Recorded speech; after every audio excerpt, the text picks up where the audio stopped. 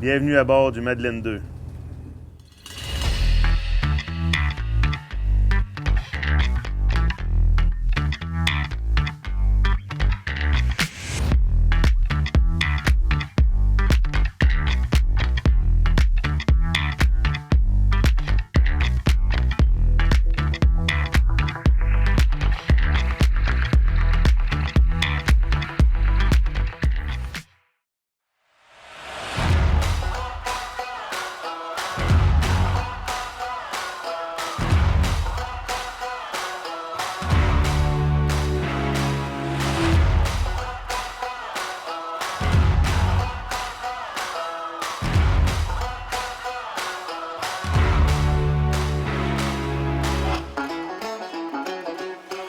Salle de jeu, moi je suis dans ma salle de jeu ici.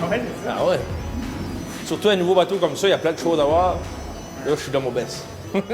Ici, on est dans la salle de contrôle. Ici, moi je fais souvent l'analogie. C'est un peu comme un corps humain. On va dire la timonerie, ça va plus être comme le cerveau. Puis en bas, ici, dans la salle de contrôle, c'est le corps. Ça fait qu'un va avec l'autre, un va pas sans l'autre. Il faut travailler ensemble. Ce qui est facile ici, c'est que tu vois tous les paramètres. Les pressions, les températures, tout ce qu'il y a à vérifier dans le fond. C'est plus précis. Tu peux interagir. Tous les systèmes ici, on a tout le contrôle ici, que ce soit les génératrices, la propulsion, l'appareil à gouverner, on a les systèmes de sewage, on a la ventilation, l'air climatisé. Tout ce qui va à la bonne marche du bateau, dans le fond. Tout est dirigé par l'ordinateur.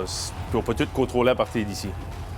Tu peux aussi manuellement en bas, tu as tout le temps comme deux options. De ce côté-là, c'est vraiment un avancé. Là. On est complètement ailleurs ici. On a le système aussi de Power Management qui appelle, c'est le système pour le courant du bateau. Tout se fait automatique. La génératrice, selon la demande, elle va partir. Tu sais de surveiller tes paramètres, s'assurer que tout est correct. Le bateau se comporte comme on l'avait prévu. On s'approprie de plus en plus la salle et machines.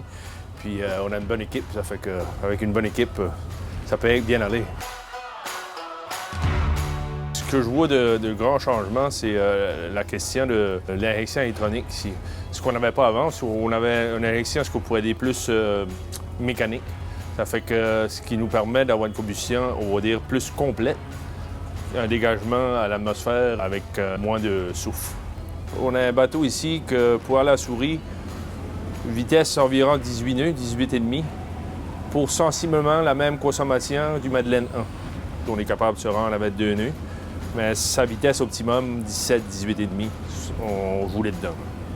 Si on prend 17 nœuds, puis on tombe à 22 nœuds, là, on ne parle plus de la même consommation. Là. On a la courbe qui monte assez abruptement. Ici, on a un bateau de classe A1 pour la glace, avec la puissance qui demande la manœuvrabilité dans la glace. On a un bateau de 20 000 kW de puissance. Donc on a la puissance quand on a besoin. Ce que c'est qui est surprenant avec ce bateau-là, compte tenu de sa puissance et de sa capacité comparée au Madeleine, on a sensiblement la même consommation. En ayant plus de capacité pour la même consommation, je pense qu'on est gagnant. Ce qui est intéressant aussi sur ce bateau ici, on a un système de récupérateur de chaleur. Ça fait que, dans le fond, c'est un système que les gaz d'échappement, ça va acheminer. Plutôt que tu les perds dans l'atmosphère sans t'en servir, c'est une chaleur qui est disponible. Tu vas envoyer des tubes d'eau dans ta cheminée qui va devenir de la vapeur. Avec cette vapeur-là, tu vas la redistribuer. Tu vas t'en servir pour le chauffage. Et ce qui fait que, plutôt que tes chaudières à vapeur fonctionnent, c'est le système de récupérateur de chaleur qui prend le relais.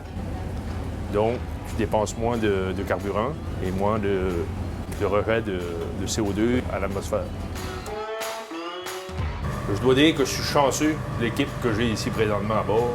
J'ai toute une équipe. Et puis ça fait 17 ans que je fais ces TMA. Moi, ici, je réalise des rêves. Je suis comme un enfant qui arrive d'une nouvelle place. J'ai l'équipe d'hockey parfaite pour gagner la Coupe Stanley. C'est fascinant de prendre conscience de l'efficacité énergétique du bateau, tant par ses capacités que par son rendement. On aura appris que la vitesse de croisière sera similaire à celle d'un ancien traversier pour se rendre à Souris. De toute façon, avec un beau bateau comme ça, il faut en profiter pendant au moins 5 heures.